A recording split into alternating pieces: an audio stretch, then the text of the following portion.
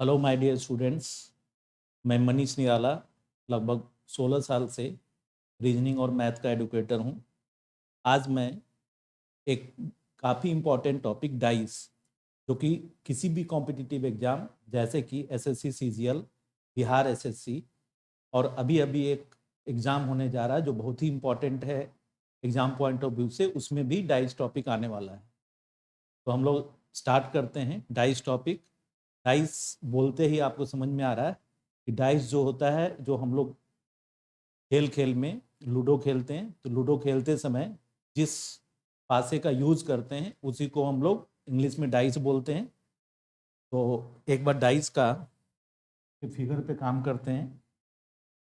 Dice को समझना, आपको सबसे पहले डाइस पासा,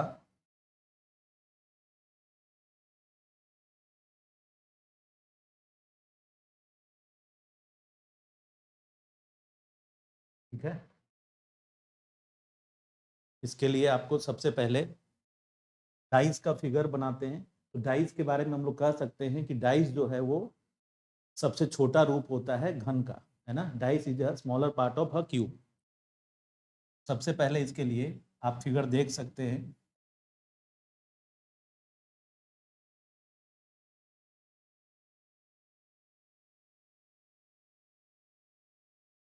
इस फिगर से मैं बताऊंगा कि डाइस का शेप किस तरीके का शेप भी होता है। तो सबसे पहले हम लोग एक 2D फिगर जानते हैं, 3D फिगर जानते हैं। तो डाइस का जो फिगर का जो शेप होता है वो 3D फिगर होता है। ऐसा होता है, तो 3D फिगर होता है। 3D फिगर देखने से आपको लग रहा है ये फेस, है ना, फ्रंट फेस होता है, इसका अपोजिट फेस होता है। टॉप फेस उसका बॉटम होता है, लेफ्ट फेस और राइट फेस होता है, ठीक है। इसी को हम लोग पेपर पे और छोटे रूप में दिखा सकते हैं। पेपर पे दिखाने के लिए, क्योंकि इसका डाइस का ना हमेशा 3 फेस आपको दिखता रहेगा, 3 फेस नहीं दिखेगा। ये देख सकते हैं इस फिगर को, इसमें आपको दिख रहा है ये फेस और इसका अपोजिट फेस जो नहीं दिख रहा है, ये फेस और इसका अपोजिट फेस जो नहीं दिख रहा है, ये फेस और इसका अपोजिट फेस जो नहीं दिख रहा है।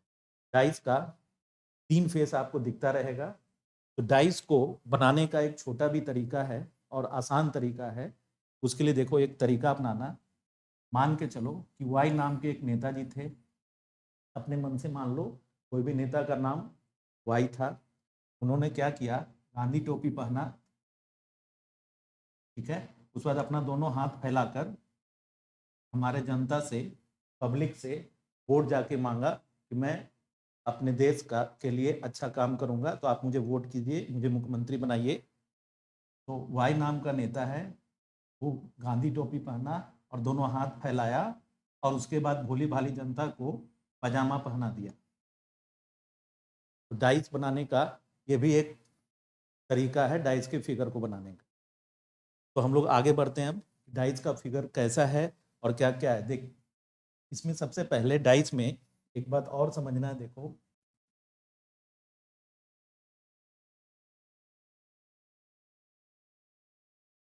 जैसे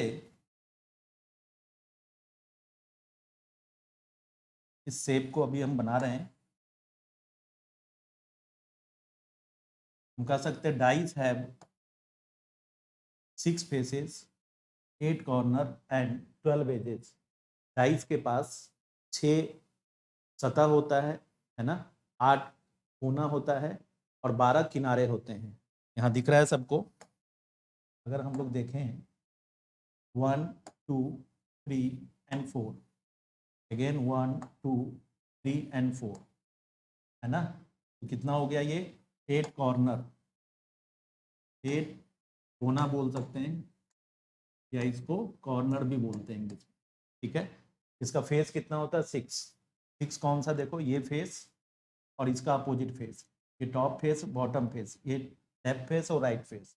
इसमें कितने फेस होते हैं, 6 सतह होता है, 6 फेसेज होते हैं, ठीक है। इसमें 12 किनारे होते हैं। कितने किनारे होते हैं, 12 किनारे होते हैं ना।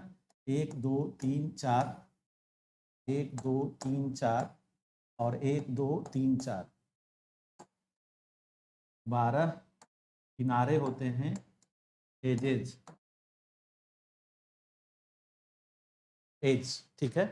ध्यान रखना, dice have 6 faces, 8 corners and 12 edges. तो पासा होता है, पासा के पास 6 सतह होता है ना। जैसे अपने कमरे के बारे में सोचो, जिस कमरे में आप जहाँ खड़े हो वो नीचे है, माथा जो है ऊपर है, तो टॉप और बॉटम समझ लो। फिर ये लेफ्ट हैंड जिस साइड, जिस दीवार तरफ दिख रहा है उसको एक मान लो, राइट हैंड एक मान लो, 4 हो गया। और एक आपके सामने और एक जिस पर बोर्ड है, तो 6 सतह हो गया, ठीक है। ये ध्यान रखना है इसका, आपको मैं यहाँ भी समझा रहा हूँ, देखना। डाइस एकदम ध्यान रखना, सबसे पहले डाइस जो पासा होता है क्या होता है, जो हम लोग घर में खेलते हैं, लूडो खेलते हैं, है ना, बचपन से सब लोग जानते हैं, तो उसका ध्यान रखते हैं। देखो ये फिगर में दिख रहा है सबको, हमने जो बात अभी बताया है वो सबको दिख रहा है। देख लो, ये ऊपरी सतह, ये निचली सतह, ये सामने का सतह मतलब फ्रंट फेस, इसके पीछे देखो पीछे की सतह, फिर ये बाई लेफ्ट फेस, और ये दाएं सतह राइट फेस, ठीक है। पासा एक घन होता है जिसमें 6 सतह, चाहे उसको चेहरा या फलक भी बोलते हैं ना। फलक, सतह और चेहरा, फेस एक ही जैसा होता है ना। 8 कोना और 12 किनारे, ठीक है। तो डाइस के लिए ये बेसिक बात सबको समझ में आ रहा होगा, ठीक है। तो अब हम आगे बढ़ते हैं। सेम देखना, डाइस के अभी पहले, डाइस का 2 टाइप होता है, there are 2 types of a dice, है ना। पासा जो होता है वो 2 प्रकार का होता है, ठीक है। पहला क्या होता है, मानक पासा, क्या बोलते हैं इसको, मानक पासा। और दूसरा सामान्य पासा, सामान्य पासा बोलिए, साधारण पासा बोलिए, है ना। तो बोलते हैं स्टैंडर्ड डाइस, स्टैंडर्ड डाइस, और इसको बोलते हैं नॉर्मल डाइस, ठीक है। अब स्टैंडर्ड डाइस क्या होता है, उसके लिए एकदम ध्यान से समझना है। स्टैंडर्ड डाइस क्या होता है, मानक पासा क्या होता है, ठीक है। तो सबसे पहले जो हम लोग आम जीवन में, है ना, जो यूज लाते हैं डाइस का, पासे का, जो खेलते हैं, कभी एक बार डाइस फेंका तो देखते हैं जब खेलते समय, एक बार डाइस फेंका तो 1 आ जाता है, कभी 6 आ जाता है, कभी 5 आ जाता है ना। इस प्रकार से हम लोग जो नॉर्मल अपने आम जीवन में जिस डाइस का प्रयोग करते हैं उसी को स्टैंडर्ड डाइस भी बोलते हैं। आ रहा है बात समझ में, उसी को क्या बोलते हैं, स्टैंडर्ड डाइस, ठीक है। तो स्टैंडर्ड डाइस का एक इंपॉर्टेंट पार्ट क्या है कि ध्यान होगा सबको, कि हम लोग जब भी पासे में हम लोगों ने देखा होगा, जैसे डॉट दिया रहता है ना। तो एक डॉट के अपोजिट 6 डॉट होता है, 5 डॉट के अपोजिट 2 डॉट होता है, और 3 डॉट के अपोजिट कितना होता है, 4 डॉट होता है। तो इससे हमको ये समझ में आ रहा है कि अभी फिलहाल हम मानक पासा की बात कर रहे हैं, इसके बाद हम स्टैंडर्ड डाइस को छोड़कर नॉन स्टैंडर्ड की बात करेंगे, जिसको नॉर्मल डाइस भी बोल सकते हैं, ठीक है। तो फिलहाल अभी देखो मानक डाइस की बात कर रहे थे। अब उसको समझने के लिए, उससे पहले समझना ये जरूरी है कि हमारे पास जैसे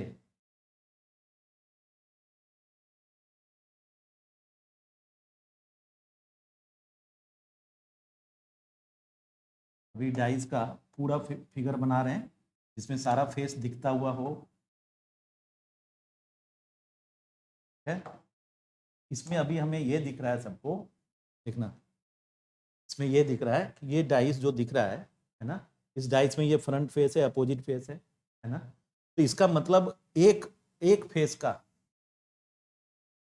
ध्यान से समझना, एक फेस का, जैसे ये फेस है, इस फेस का एक ही अपोजिट फेस होगा, इस फेस का एक ही अपोजिट फेस होगा,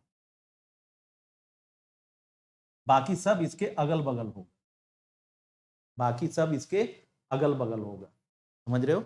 अगल बगल का मतलब, जैसे ये डाइस, ये फेस और इसके अपोजिट है, इसके अलावा देखो ये फेस इससे जुड़ा हुआ है ना, ये फेस भी इससे जुड़ा हुआ है, ये ये फेस भी इससे जुड़ा हुआ है और इसके पीछे वाला भी फेस इससे जुड़ा हुआ है, ठीक है।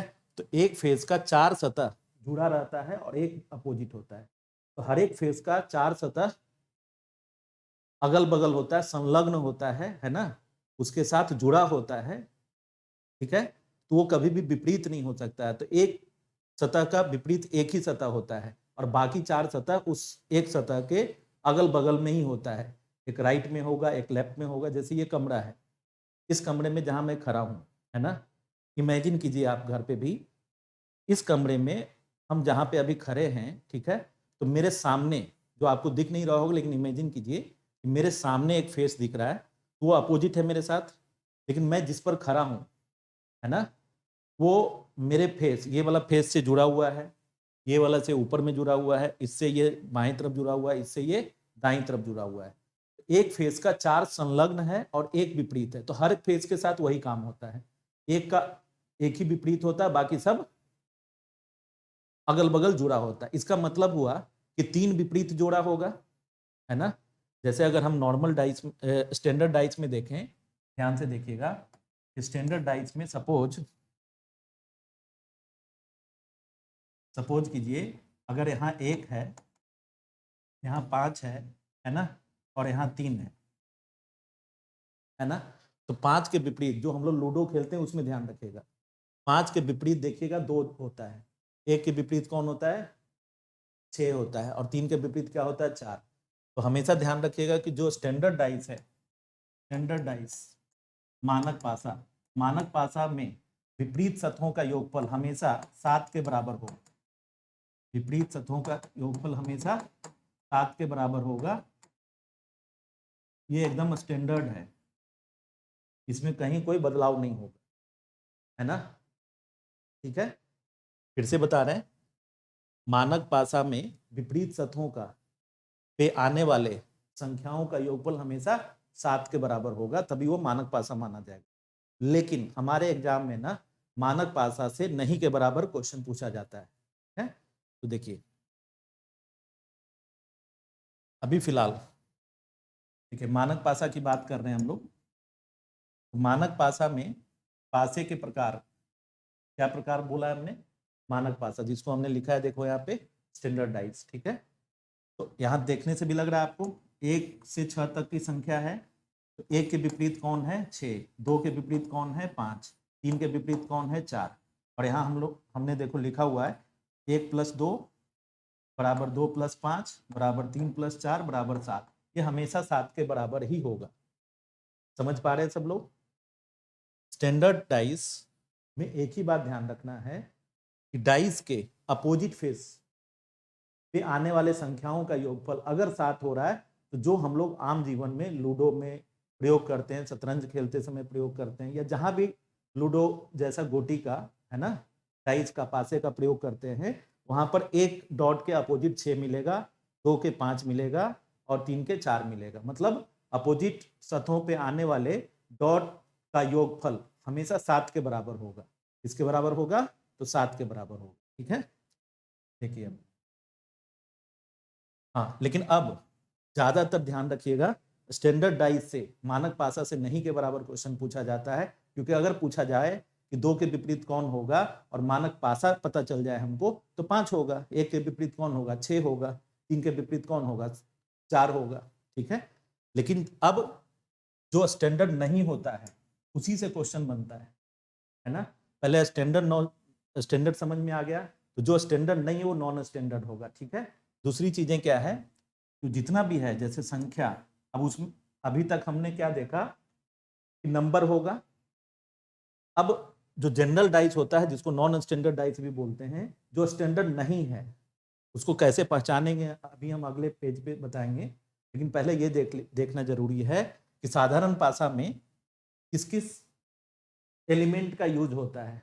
या तो संख्या होता है, नंबर, या तो अक्षर लेटर होता है, या कोई फिगर दे देगा, शेप दे देगा, या कोई सिंबल दे देगा, चिन्ह दे देगा, या कोई पिक्चर दे देगा, है ना, आकृति दे देगा, या कोई कलर दे देगा, रंग दे देगा, या मिक्स करके होगा, कलर, है ना, नंबर, शेप, सबका मिक्सिंग करके भी दे देता है, तो उसको हम लोग कॉम्बिनेशन बोलते हैं, ठीक है।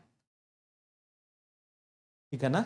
तो इसको तो ऐसे समझ रहे, लेकिन अब हमें समझना है पहले कि जैसे देखिए प्रश्न हमेशा साधारण, एकदम ध्यान से समझना, प्रश्न हमेशा साधारण पासे पर ही आधारित होता है।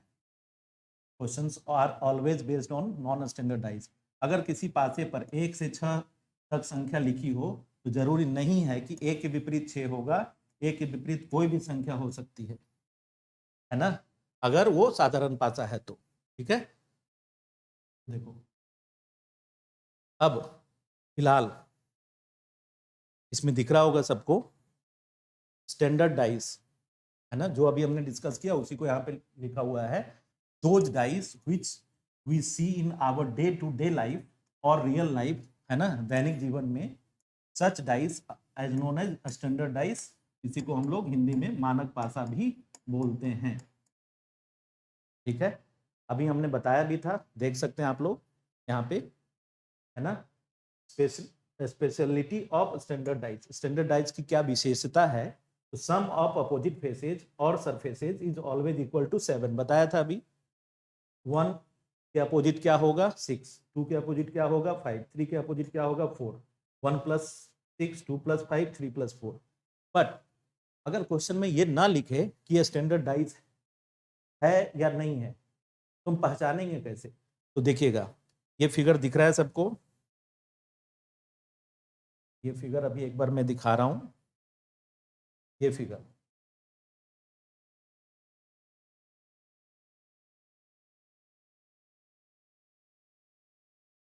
ठीक है। देखिए इस फिगर को देखिए, ये 3 फेस दिखता है, बोलो यहाँ दिख रहा है सबको, कौन कौन सा फेस पे दिख रहा है? तो 1 दिख रहा है, 5 दिख रहा है और 4 दिख रहा है। ये 3 फेस दिखने वाला है, ठीक है। तो 3 नहीं दिखने वाला है, अपोजिट में 3 है, तो 5 के अपोजिट कोई है, 1 के अपोजिट कोई है, 4 के अपोजिट कोई है, पता करना है। तो सबसे पहले इस फिगर को देखिए, इस डाइस को देखिए, इस डाइस को देखकर अभी ये पता करिए कि दिखने वाले सतहों में से, है ना, किसी 2 सतह, कोई 2 फलक, है ना, या कोई 2 फेस का योगफल अगर 7 दिख जाए तब यह स्टैंडर्ड डाइस नहीं होगा। अगर 5 + 1 7 होता, 5 + 4 7 होता, 4 + 1 7 होता, अगर दिखने वाले में कोई भी 2 अंकों का, एकदम ध्यान दीजिएगा, पूरा डाइस इस पर निर्भर कर रहा है। तो देखिए 5 + 4 कितना 9, 7 नहीं हुआ ना, 4 + 1 5 हो गया, 7 नहीं हुआ। तो अब हमेशा दिखने वाले में जो दिख रहा है, जो तीनों दिख रहा है ना, उसमें कोई 2 को लेकर देखिए, कोई भी 2 का योगफल अगर 7 हो जाता, ठीक है ना, तो वो स्टैंडर्ड डाइस नहीं होता, नॉर्मल डाइस होता। इसका मतलब जो दिखने वाला अगर 7 नहीं है ना, तो निश्चित रूप से जो नहीं दिखने वाला है, हम कह सकते हैं नहीं दिखने वाला का मतलब, अगर दिखने वाले में एक भी जोड़ा का योगफल, सतहों पे दिखने वाले अंकों का योगफल अगर 7 नहीं दिख रहा है, तो निश्चित रूप से विपरीत सतहों का योगफल 7 होगा। तो हम कह सकते हैं 5 के अपोजिट क्या होगा 7, 7 होने के लिए 2 होगा, ठीक है। 4 के अपोजिट कौन होगा 3 होगा, 1 के अपोजिट कौन होगा 6 होगा। बोलिए आ रहा है समझ में ये, है ना। ये सबसे इंपॉर्टेंट है, इसको ध्यान रखना है, ठीक है। अब देखिए नेक्स्ट,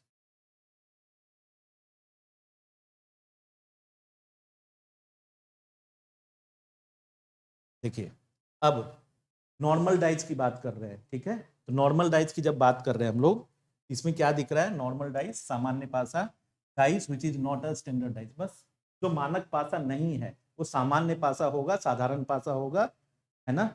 और पूरा डाइस का जो क्वेश्चन बन के आता है एग्जामिनेशन में, वो पूरा नॉर्मल डाइस पर ही आता है। तो आप सबसे पहले इस फिगर को देखिए, इस फिगर में दिखने वाला कौन कौन सा नंबर है, तो देखिए 5 है, 4 है और 2 है। दिखने वाले में कोई 2 सतहों का, कोई भी 2 सतह जो तीनों दिख रहा है उसमें से, है ना, कोई भी 2 सतह का योगफल 7 है क्या, देख सकते हैं, कह सकते हैं सर 5 + 2 कितना है 7 है। दिखने वाला अगर 7 हो गया सम, तो विपरीत वाला 7 हो ही नहीं सकता है, खुद सोचिए ना। 5 और 2 अगल बगल है, और दिखने वाला तीनों अगर है, तो तीनों में से कोई विपरीत तो है नहीं। 5 के पड़ोसी कौन है 2, 2 का पड़ोसी कौन है 4, 4 का पड़ोसी कौन है 5, तो तीनों अगल बगल है। तो दिखने वाले में एक भी जोड़ा का योगफल, जोड़ा मतलब जो भी 2 नंबर दिख रहा है उसका अगर योगफल 7 हो जाए सॉरी, तो अगर 7 हो जाए तो इसको हम लोग क्या करेंगे, 5 + 2 कितना हो गया, 7 हो गया। इसका मतलब इसके खुद सोचो ना, 5 और 2 दिख रहा है, ये 7 होगा क्या? 5 के विपरीत 2 होगा क्या? मतलब एक ही संख्या साथ में भी रहे, एक ही संख्या विपरीत दिखे, ऐसा होगा कभी? नहीं होगा। तो देखो इसमें तरीका क्या अपनाते हैं कि अब इससे ये समझ में आ गया कि ये मानक पासा नहीं है। ऐसा नहीं है, स्टैंडर्डाइज नहीं है ना। अगर स्टैंडर्डाइज नहीं है तो इसमें एक बात ध्यान रखना कि अब 5 के विपरीत कौन होगा। तो सबसे पहले ये बताओ कि 5 के अगल बगल कौन है, 5 का पड़ोसी 4 और 2। तो 5 के विपरीत पता करना है, तो 5 के पड़ोसी में 4 और 2, तो 4 और 2 कभी भी विपरीत होगा नहीं होगा, तो 4 2 को काट दो। अभी 2 का पता करना है, ठीक है, ठीक है ना। तो 2 का देखो 4 और 5, 2 के लिए 4 और 5 पड़ोसी है ना, अगल बगल है, तो 4 और 5 कभी विपरीत होगा नहीं, और जो पड़ोसी है वो विपरीत नहीं हो सकता है, और जो विपरीत है वो पड़ोसी नहीं हो सकता, याद रखना। फिर से बोल रहे हैं, जो पड़ोसी है वो आपस में विपरीत नहीं हो सकता है, और जो विपरीत है वो आपस में पड़ोसी नहीं हो सकता है, ठीक है, इसका ध्यान रखना। अब देखो, अब देखो 4 के अपोजिट, तो 4 का 4 का पड़ोसी कौन है, 5 और 2, तो 5 और 2 विपरीत नहीं हो सकता है। तो इससे इतना कंफर्म पता चल रहा है कि इससे 5 के विपरीत कौन हो सकता है। देखो 5 के विपरीत 1 हो सकता है, 3 हो सकता है, 6। 2 के विपरीत कौन हो सकता है, 1 हो सकता है, 3 हो सकता है, 6। 4 के विपरीत कौन हो सकता है, 1 हो सकता है, 3 हो सकता है, 6। इसका मतलब क्या हुआ, 5 या 2 या 4 के विपरीत 1 या 3 या 6 होगा।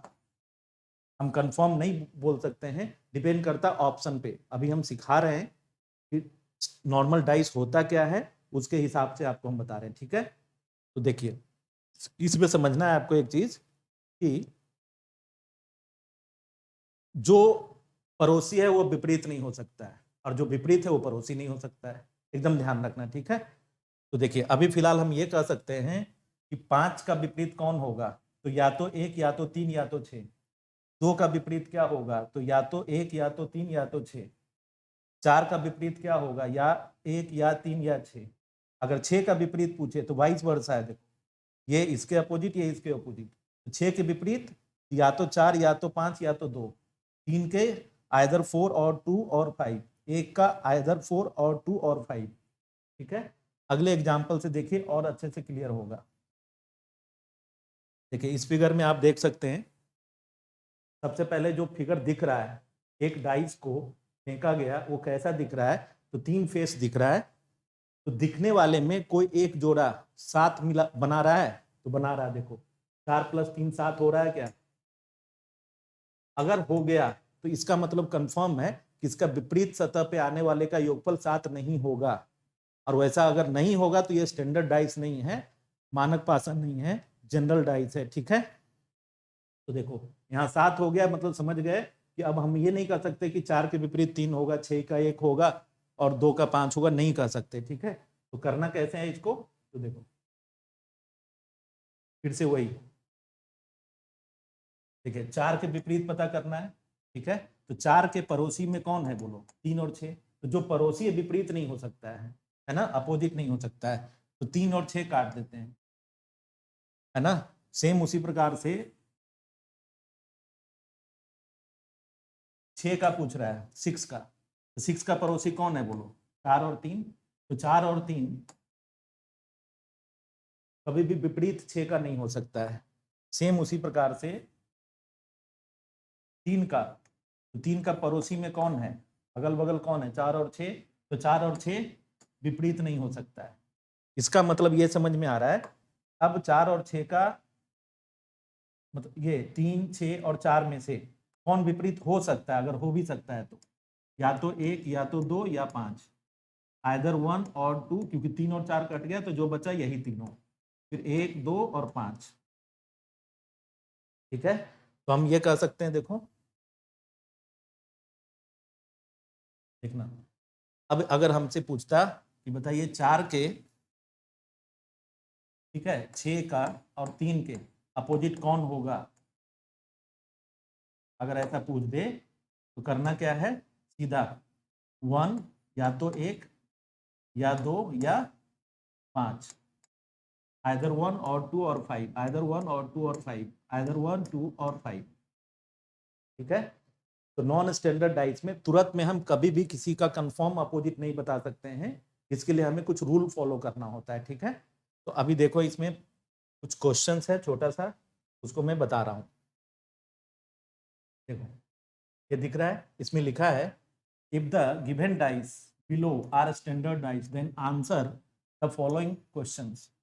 इसमें ध्यान रखना, इसमें कभी लिखता भी है, स्टैंडर्ड डाइस का मतलब समझ रहे हैं, मानक पासा, ऐसा पासा, मानक पासा, स्टैंडर्ड डाइस का मतलब मानक पासा। ठीक है, अब देखो 5 + 3 7 हो रहा है क्या, 3 + 6 7 हो रहा है क्या, 5 + 6 7 हो रहा है क्या, नहीं, यानी कोई भी एक पड़ोसी का योगफल 7 नहीं हो रहा है, मतलब निश्चित रूप से विपरीत का 7 होगा। इसका मतलब अगर ये ना भी लिखता स्टैंडर्ड डाइस है तब भी हम मान के चलते कि स्टैंडर्ड डाइस है। तब 5 के अपोजिट क्या होगा, 5 में क्या जोड़ दें कि 7 होगा, 5 के अपोजिट पूछ रहा है, देखो इसमें 5 के अपोजिट, तो 2 जोड़ेंगे तो 7 होगा। 3 के अपोजिट क्या होगा, देखो 3 के अपोजिट अगर पूछ रहा है तो क्या होगा, 3 + 4। 6 के अपोजिट क्या होगा, देखो 6 के अपोजिट 6 + 1। ठीक है, मतलब इसमें प्रश्न में लिख दिया था, ना भी लिखता तो हम इस फिगर से बता पाते, क्योंकि जो विपरीत जो दिखने वाला है तीनों, ये आपस में विपरीत नहीं हो सकता है, पहला चीज। दूसरा, कोई भी एक जोड़ा दिखने वाले में से एक भी जोड़े पे, एक भी मतलब दो सतहों पे, कोई भी दो सतह पे आने वाले संख्याओं का योग अगर 7 हो जाता तो अपोजिट वाला 7 नहीं होता। इसका मतलब दिखने वाले में एक भी 7 नहीं है योगफल, मतलब निश्चित रूप से अपोजिट वाले का सम 7 है। ठीक है, जैसे देखो सेम 2 3 और 1, ठीक है, 2 3 1, बताइए जो दिख रहा है अभी, इस दिखने वाले में किसी भी एक, 3 संख्या दिख रहा है, इस तीनों संख्या में से किसी भी एक संख्या, जैसे 2 + 3 7 हो रहा है क्या, नहीं, 2 + 1 7 हो रहा है क्या, नहीं, 3 + 1 7 हो रहा है क्या, नहीं, इसका मतलब ये अपोजिट का सम 7 होगा ही होगा, और वो स्टैंडर्ड डाइस है। कैसा डाइस है, तो मानक पासा है। अब अगर पूछा 3 के अपोजिट क्या होगा, तो 3 + 4 7 होगा, तो 4 होगा। 2 के अपोजिट क्या होगा, 2 + 5 7 होगा। ठीक है,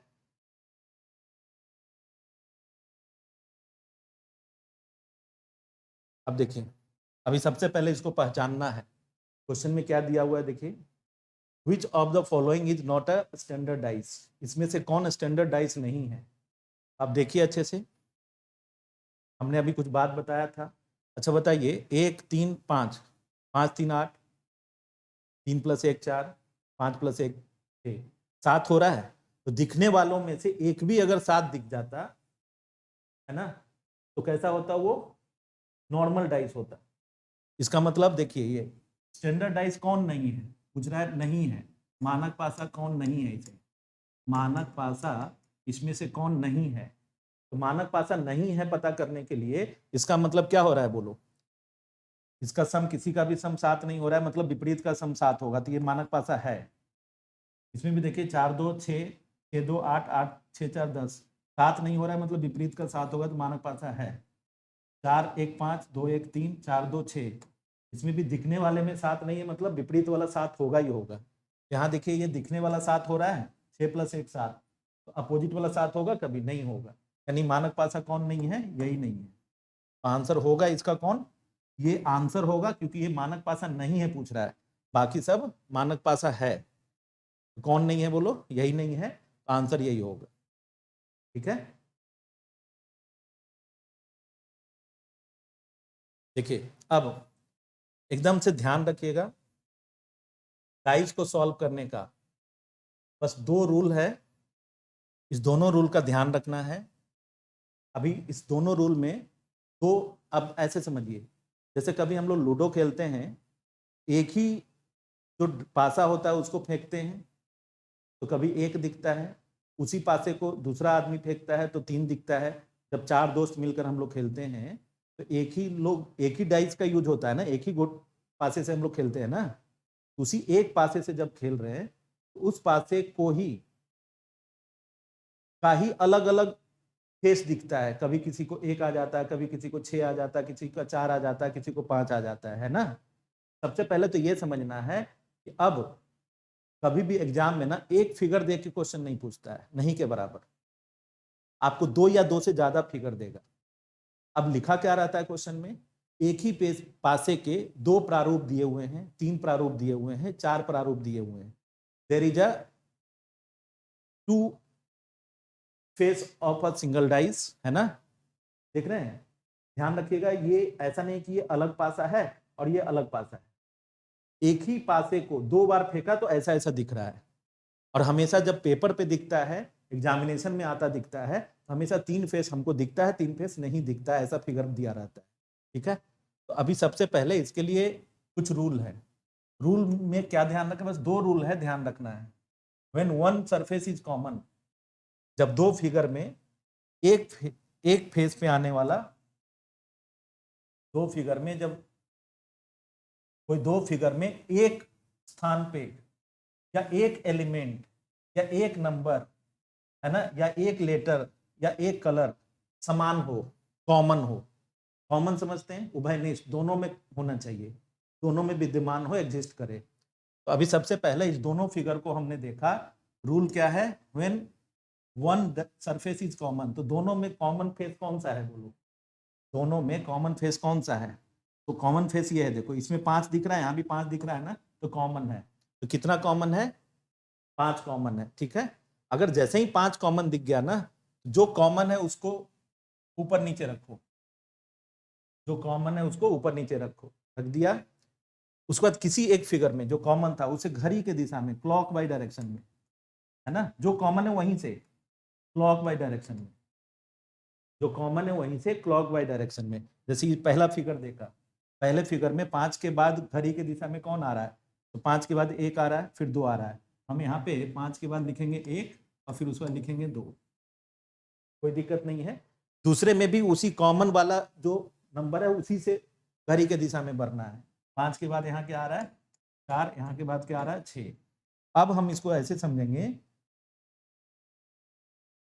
कि जो जिसके सामने दिख रहा है वो उसके विपरीत होगा, जो जिसके सामने दिख रहा है उसके विपरीत होगा। मतलब 1 और 4 विपरीत होगा, 2 6 विपरीत होगा। लेकिन 5 और 5 तो सेम नंबर है ना, तो 5 5 के विपरीत तो होगा नहीं। जबकि इसमें नंबर कितना था, 1 से लेके 6 तक, 1 2 3 4 5 6, है ना। तो 1 और 4 दिख गया, 2 और 6 दिख गया, तो 5 के विपरीत कौन होगा, जो नहीं दिख रहा है इसमें, तो बचा कौन, 3। तो 5 के विपरीत क्या होगा, 3, है ना। तो इसको अच्छे से समझ लीजिए, ऐसे जैसे 5 है, देखो एकदम से ध्यान रखना, इसके घड़ी के दिशा में 5 के बाद क्या आ रहा था, फिर 2 आ रहा था, फिर इसमें 5 के बाद 4, फिर इसके बाद 6। तो इसमें ध्यान ये रखना है, अब 1 और 4 विपरीत होगा, 2 और 6 विपरीत होगा, 5 के विपरीत 5, सेम नंबर का सेम नंबर तो विपरीत होगा नहीं, तो कौन होगा, तो जो नहीं दिख रहा है इन सब में वही विपरीत होगा। तो 5 के अपोजिट कौन होगा, 3 होगा, है ना। होप करते हैं कि ये जो पहला रूल है वो समझ में आ रहा है सबको। और इसका एक और एग्जाम्पल से और समझाते हैं, आप देख सकते हैं सब लोग। जैसे देखिए, इस दोनों फिगर में कोई कॉमन है, इस दोनों फिगर में, इसमें 2 3 6 दिख रहा है, इसमें 2 5 4 दिख रहा है, तो कॉमन क्या है, बोलो। दोनों में अगर कॉमन हमें पहचानना हो तो कॉमन कौन दिख रहा है, तो 2 दिख रहा है कॉमन, देखो 2 दिख रहा है कॉमन। जो कॉमन दिख रहा है ना, और एक ही कॉमन है, अभी अभी 2 कॉमन की बात नहीं कर रहे हैं, ध्यान से समझना। अभी दोनों फिगर में एक ही पोजीशन, एक ही नंबर दोनों फिगर में कॉमन होता दिख रहा है, ठीक है, एक ही नंबर दोनों में कॉमन होता दिख रहा है। ये 2 है, ये भी 2 है ना। 2 के घड़ी के दिशा में, देखो 2 के नीचे 2 लिख दो, 2 के घड़ी के दिशा में 2 के बाद यहाँ क्या आ रहा है 3 तो 3 लिख दो, उसके बाद क्या आ रहा है 6 तो 6 लिख दो। फिर उसके बाद देखो इसमें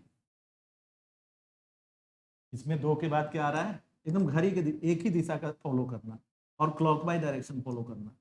2 के बाद यहाँ 4 आ रहा है 4 लिख दिया, उसके बाद 5 आ रहा है 5 लिख दिया। अब जो जिसके सामने है तो 6 और 5 अपोजिट होगा, 3 और 4 भी विपरीत होगा, 2 के विपरीत 2 तो होगा नहीं, तो बच गया कौन, 1 बच गया, तो 2 के विपरीत कौन होगा, 1 होगा। ठीक है, उसी को देखो यहाँ पे समझ लो। देखो 2 है इसके घड़ी के दिशा में, 2 के बाद 3 और 6 लिख दिया है ऑलरेडी। इसमें भी 2 है इसके घड़ी के दिशा में, 4 और 5, इसको भी लिख दिया ऑलरेडी। जो जिसके सामने वही विपरीत है, तो 3 और 4 विपरीत है, 6 5 विपरीत है, लेकिन 2 का विपरीत कौन नहीं है, 2 तो होगा नहीं, तो होगा कौन, 3 4 6 5 हो गया, तो बचा 1 ना, तो 1 और 2 विपरीत होगा, है ना। आशा करते हैं समझ में आ रहा होगा सबको, है ना। आगे बढ़ते हैं इसमें।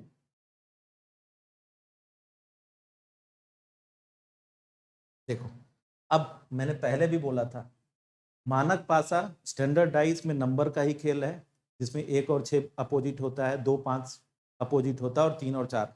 लेकिन मानक पासा को छोड़कर, जिस पर हमारे एग्जाम में प्रश्न बनता है, जिसको नॉर्मल डाइस बोलते हैं, ठीक है, उसमें नंबर को छोड़कर लेटर भी हो सकता है। तो जब लेटर होगा, जैसे ए है, सी है, बी है, डी है, एफ है, इसका मतलब इसमें ई नहीं है ना। तो अभी सबसे पहले दोनों में कॉमन कौन है, दोनों में कॉमन लेटर कौन सा है, दोनों में कॉमन लेटर देखो कौन सा है, डी है, तो डी लिख दें ऊपर नीचे। उसके बाद डी के जो कॉमन है उसी के घड़ी के दिशा में क्लॉकवाइज डायरेक्शन में, डी के बाद बी है, बी के बाद सी है। इसमें डी के बाद ध्यान रखना डी से शुरू करना, ऐसा नहीं कि डी यहाँ पर है तो यहीं वाले से चलना, नहीं, डी दोनों में जो कॉमन है उसी को सोचना है, कौन कॉमन है, तो डी यहाँ भी है, डी यहाँ भी है, तो डी से घड़ी के दिशा में क्लॉकवाइज डायरेक्शन में, डी के बाद ए के बाद एफ, डी के बाद ए के बाद एफ। ठीक है, तो देखो अब सी और एफ अपोजिट होगा, ए और बी अपोजिट होगा, तो डी के अपोजिट डी तो होगा नहीं, तो बचा कौन, ई। ठीक है, सेम उसी को यहां पर रिपीट कर दे रहे हैं। देखो डी था कॉमन, ठीक है, डी के घड़ी के दिशा में यहाँ पे क्लॉकवाइज डायरेक्शन में डी के बाद कौन आ रहा है, तो बी और सी, तो बी और सी लिख दिया। इसमें डी के बाद क्या आ रहा है, ए और एफ, तो डी के बाद क्या होगा, ए और एफ, और ऊपर नीचे ए और बी अपोजिट होगा, सी और एफ अपोजिट होगा, डी के अपोजिट कौन होगा, तो जो बच गया वही होगा, ई होगा।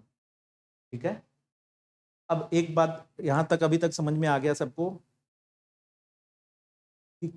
डाइस में अभी मैंने पहला रूल बताया, इस रूल को क्या बताया, कि डाइस का पहले रूल को मैंने बोला कि कॉमन, एक बार ना मैं रिवाइज कर रहा हूं, उसके साथ कुछ और बातें बता भी रहा हूं, देखना।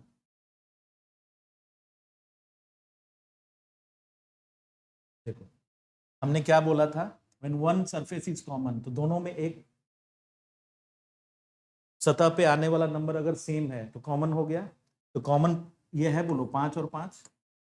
अभी हम यहाँ पर बाकी जो रूल बताया, यहाँ पे जो कॉमन का पोजीशन सेम है क्या, इसको क्या बोलते हैं, फ्रंट फेस, इसको फ्रंट फेस बोलते हैं, तो 5 वहीं पर इसमें भी है, वहीं पर है।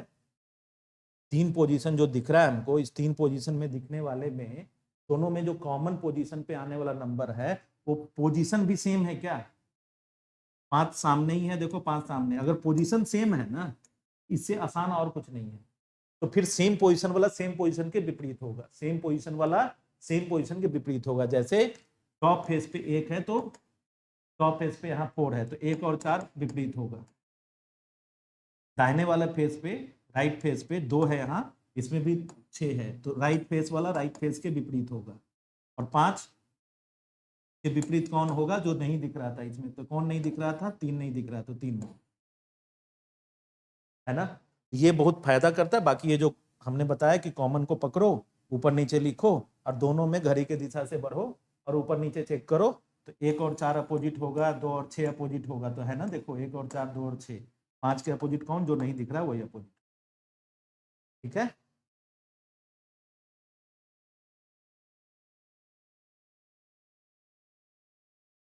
देखो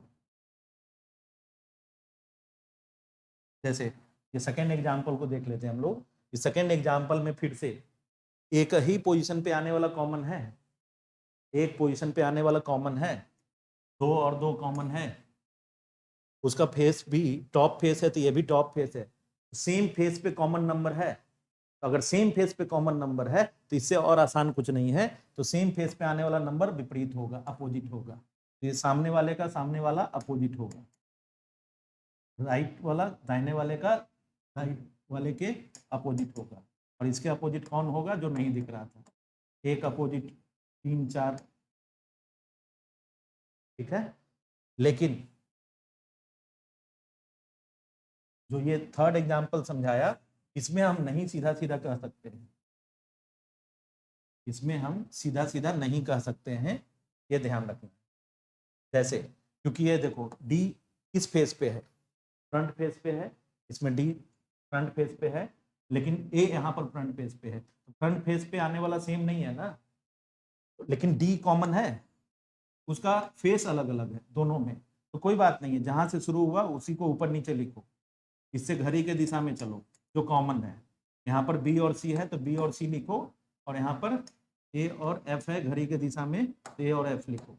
ये इसके अपोजिट, ये इसके अपोजिट, इसके अपोजिट कौन, जो नहीं दिख रहा था, तो ई हो जाएगा। ठीक है, तो डाइस का ये अभी फिलहाल जो फर्स्ट रूल है, फर्स्ट पार्ट है ना, इसको हमने कराया।